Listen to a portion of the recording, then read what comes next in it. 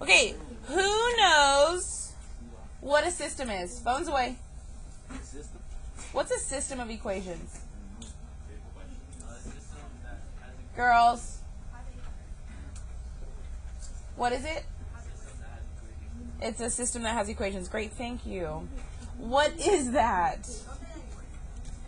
It's when you have two lines and you're comparing them. If they cross, that's their that's their solution, right? It's where they touch that represents their solution. So let's look at what that means. So there's three different types or kinds of systems. Okay? You can have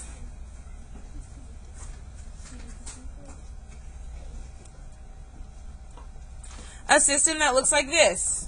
Obviously, that point where they touch can be anywhere. Okay, but that means that this is your solution. So we can say that's like what, 2, 5? That would be your solution. So if I asked,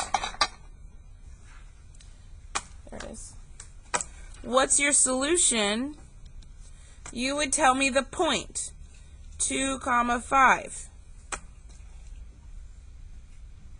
Okay, they touch once.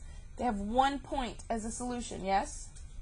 Now, if I asked you for your kind of solution, KOS, kind of solution, see how it says that up here, KOS, you would tell me that this is independent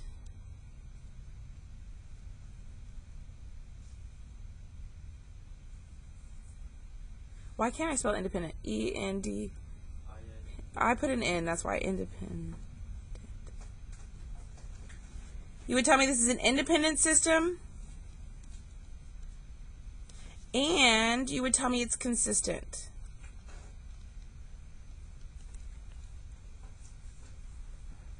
My spelling of independent. I kept quoting the song in my head.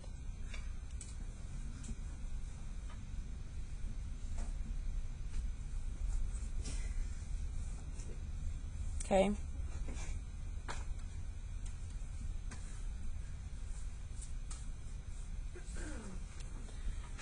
Now, you could also see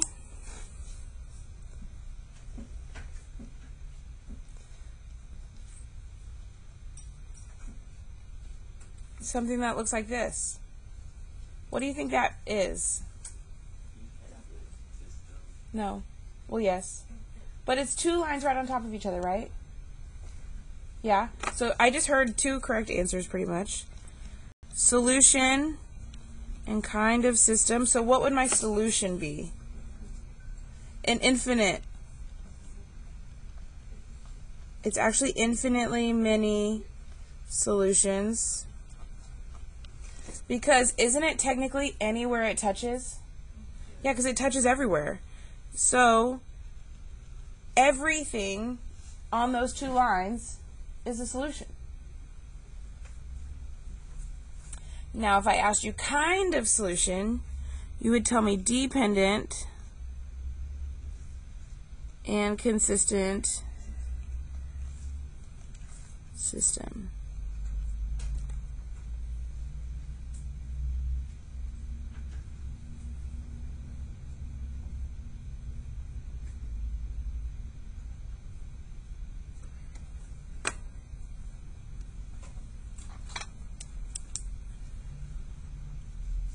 Okay, and you have one other option. What do you think that looks like? They don't touch. So what kind of lines would they be? Parallel. So we could have two lines that are parallel, which means they never touch.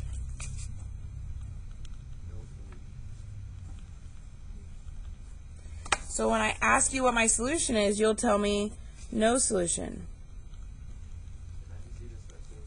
Yes, I did both, just so if you don't know what that means, you do now. Okay, and if I ask you the kind of system, it's inconsistent.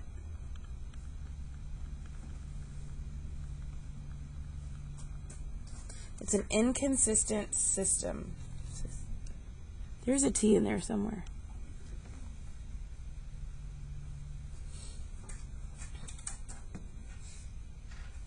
Okay, a couple things that you might notice today is that if they have a solution, one solution, where there's a point where they touch, they're going to have different slopes. They can both be positive slopes, they can both be negative slopes, but if they're not the same slope, they are going to touch somewhere. Okay? Now, these two, what kind of slope are they going to have? They're going to have the same slope, but they're also going to have the same y-intercept, right? They have the same everything. And what about these? Same slope, but what's different? And different y-intercept. Okay? So just know that if they have different slopes, there's a number solution, x comma y. If they have the same slope, it's either IMS for infinitely many solutions or no solution. Okay? Those are the two key things to remember. Okay?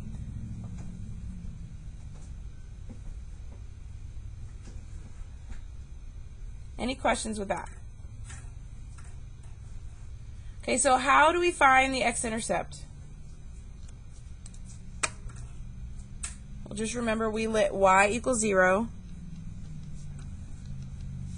and solve for x. Then remember, this is when they're in standard form that we do all this, right? Okay, if we're looking for the y-intercept, let x equal 0 and solve for y. Now remember, if we write those as points, okay, y is 0 here, and then this will be your number, your intercept. And then x is 0 here, and this will be your intercept.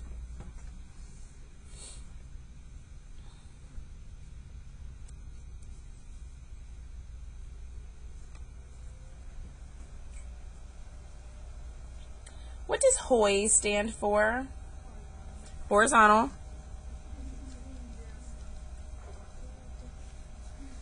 Zero slope. And it's a y equals equation with no x's, because we have lots of y equals equations, right? But HOI is only when y is your only variable. That means there's no x, okay? Right, Caleb? You have that down? Okay, if you forget which way is horizontal, I always use my H. Okay, to remember horizontal. Now, VUX stands for vertical, undefined slope, and x equals equation with no y's, where x is your only variable. Okay, if you forget vertical, I always make the V part of my line. Okay, vertical is up and down.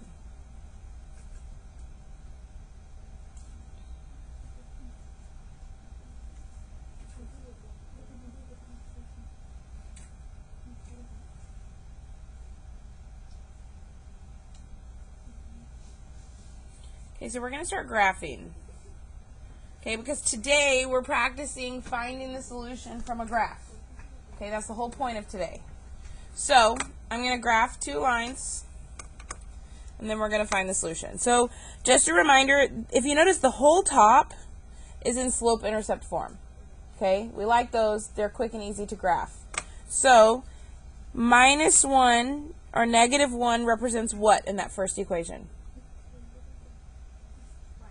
My y-intercept. So I'm going to go to my y-axis, and I'm going to put a point at -1. Okay, and then what is my slope there? Girls, what's my slope? 2/3, and it's positive, so I'm going to rise 2, run 3. Rise 2, run 1, 2, 3.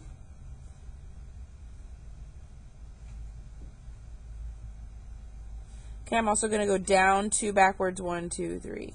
Now on your first line, I want you to go all the way across. Okay, and these are just equations, so they're going to be a solid line, no shading.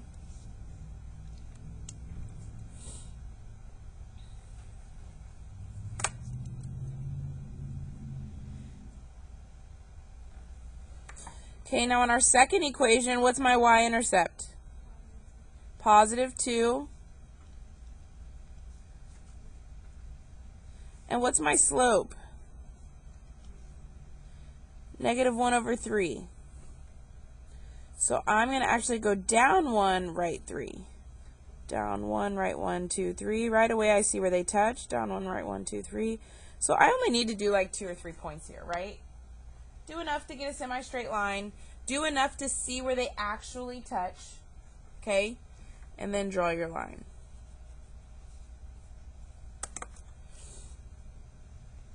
So what is my solution here?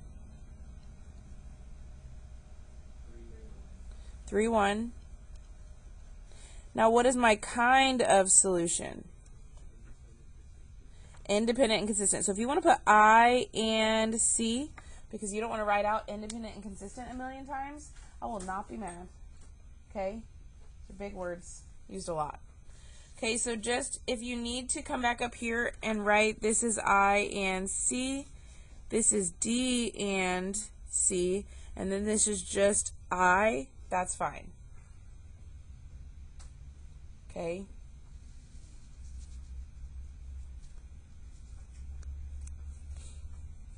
Any questions with that one? Okay, so let's try another one. What is my y equals x equation going to look like?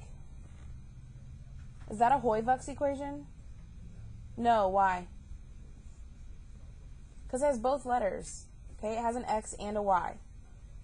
Okay, I feel like that throws y'all off sometimes, but it still has both letters, so it's not a Hoy equation, it's not a Vux equation. Okay, but how many x's do I have? 1. So my slope is 1, which is the same thing as 1 over 1, right? Now, if it doesn't tell me my y-intercept, what is it? 0. So I'm going to start in the center, and I'm going to go up 1 over 1.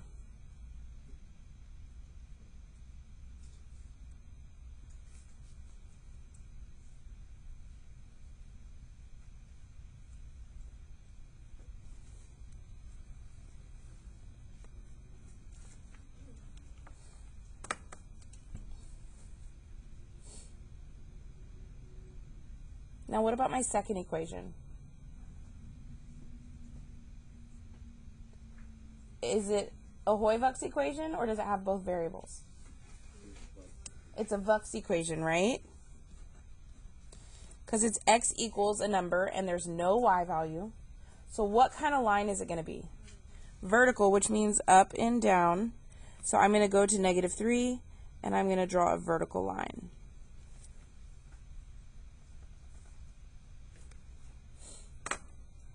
Do I have a solution?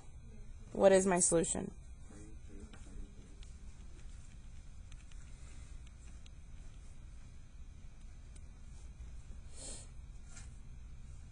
Okay, and what kind of solution? Huh? Inconsistent and, or sorry, independent and consistent. I and C.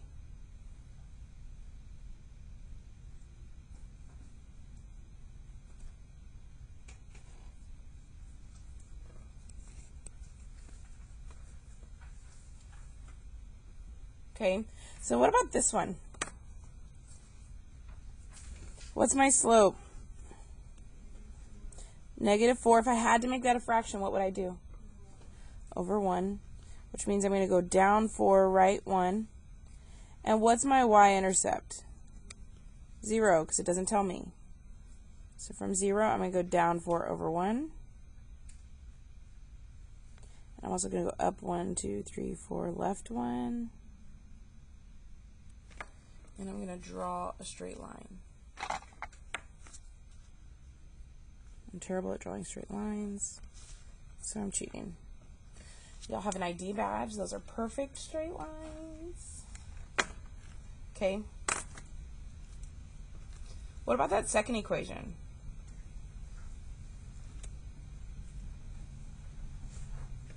What do I do? Negative 6 is my what? Y-intercept. And what's my slope? 2 over 1, which means I'm going to do what? Right, or up to right 1. So up to right 1. Right away I see my solution. Just do one more point. Draw your straight line.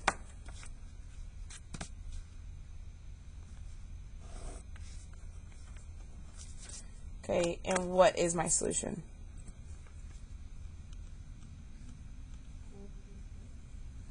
(1, -4). And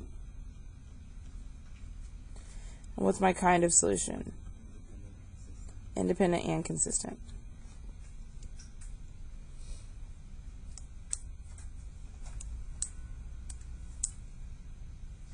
One thing, this is the biggest mistake I notice when y'all are graphing, is just paying attention to your slopes. A lot of times y'all get the y-intercept right, and you even get the slope mostly right. You'll just do a negative slope when it's positive, or a positive slope when it's negative. So just a reminder, okay?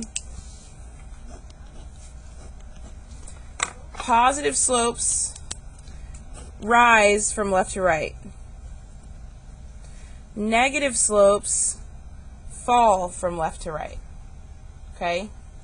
So just a reminder, pay attention to your slope. Make sure they're going in the right direction, positive versus negative. Okay? That's the biggest mistake I see when graphing. Okay, let's look at 3 more and then we're done and y'all have practice. You only have to graph 3 with the practice, so it's quick. Okay?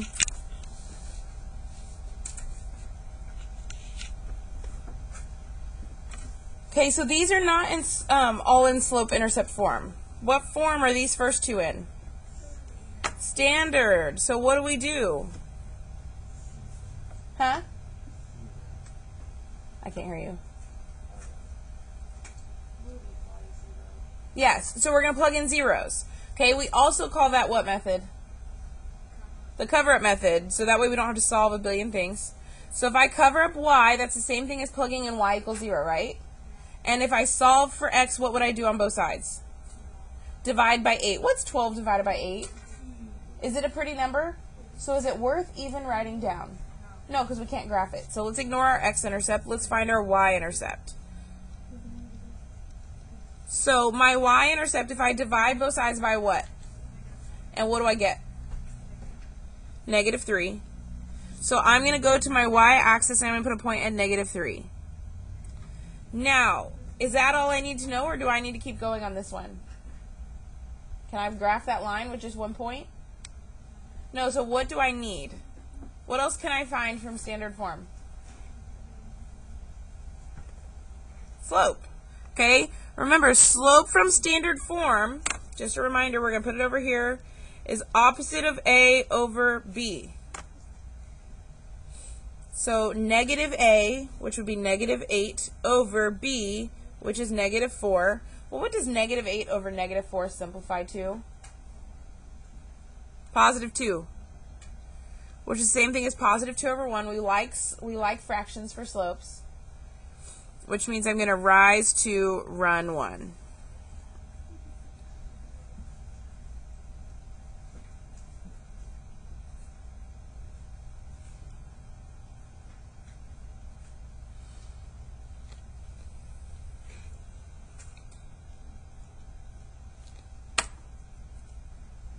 Okay, now on this next one, if I cover up y to find my x-intercept, what does it give me? What would I do on both sides? Divide by 12. And what's -12 divided by 12?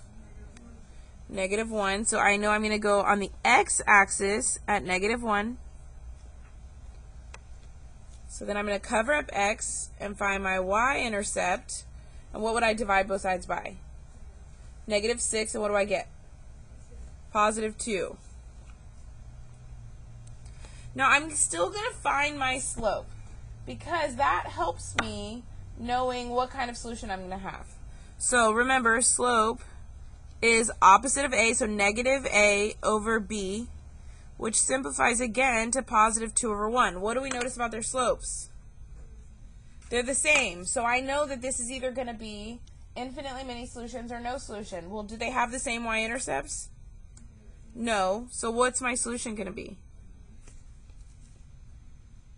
No solution.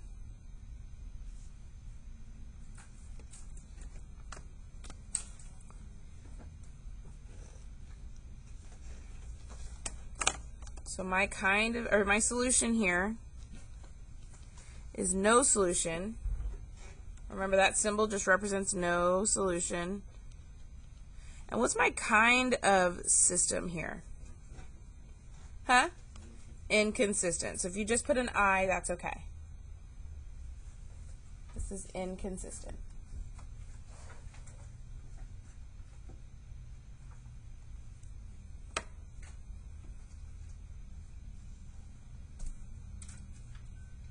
Okay, so let's look at this next one. What am I going to do on this one? Is it in standard form?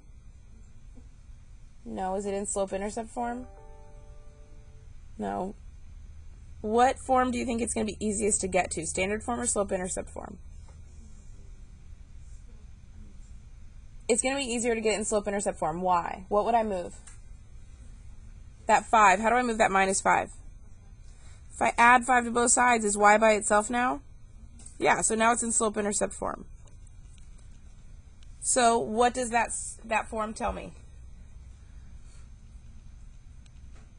5 is my y-intercept, and my slope is negative 3 over 1, which means I'm going to go down 3, right 1.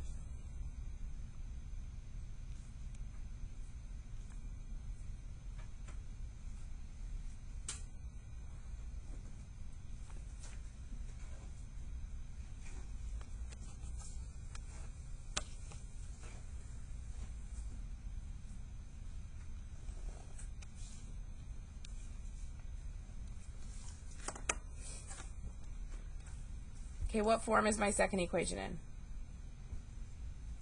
Standard. So if I cover up my y, what would I do? Divide 15 by what? And is that a pretty number? No, so let's ignore it. Okay, now I'm going to cover up my x, and what do I get? My y-intercept, I'm going to divide both sides by what? 3, and what do I get? 5. So I know my y-intercept is right here at 5. Well, already they have the same y-intercept, okay? But that could just be my solution, right? Okay, so I need, my x-intercept was ugly, but my y-intercept is 5, so I can still find my slope. Opposite of a, so negative a over b, which is 3, simplifies to negative 3, which is the same thing as negative 3 over 1, right? What do we notice about their slopes? They're the same. Okay, so if I go down 3 over 1, down 3 over 1, what do we notice? They are right on top of each other.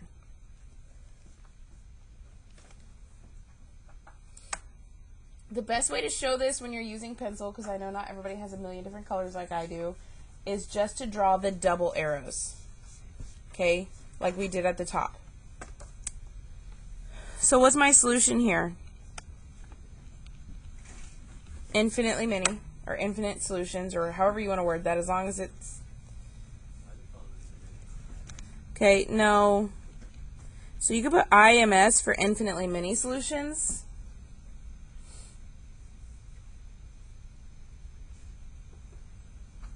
And what kind of solution is this? Dependent and consistent. Okay, because what does dependent mean?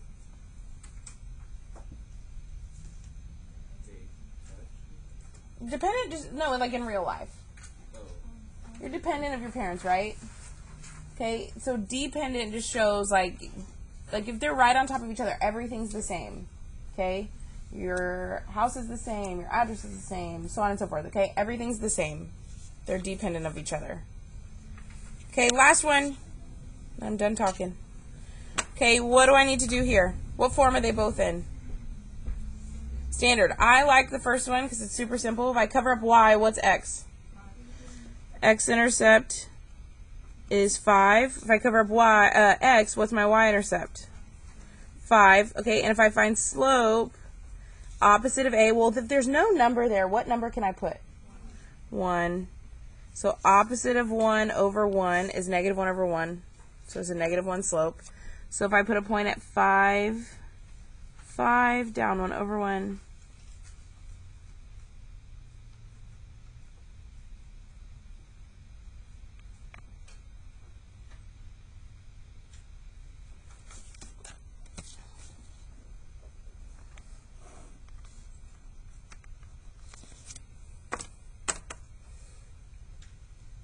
Okay, so on this next one, I'm going to cover up y to find my x-intercept. And what would it be?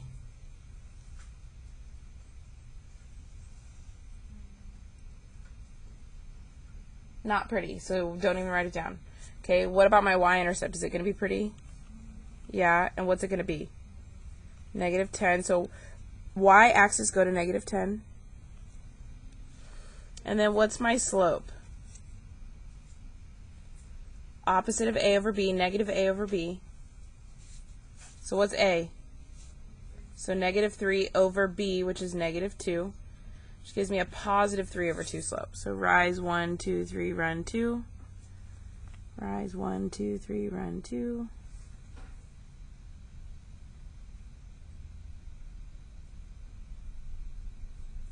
So there's my line.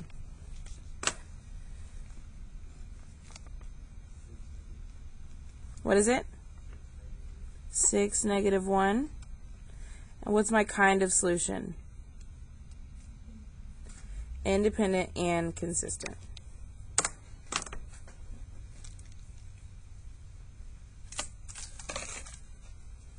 Okay, when you're done writing that, I want you to flip to the practice. I want to talk about just one of the practice problems because we didn't really talk about it right now.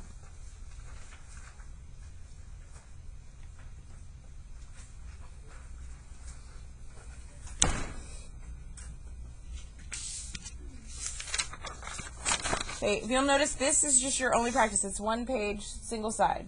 Okay, so go down to number 7.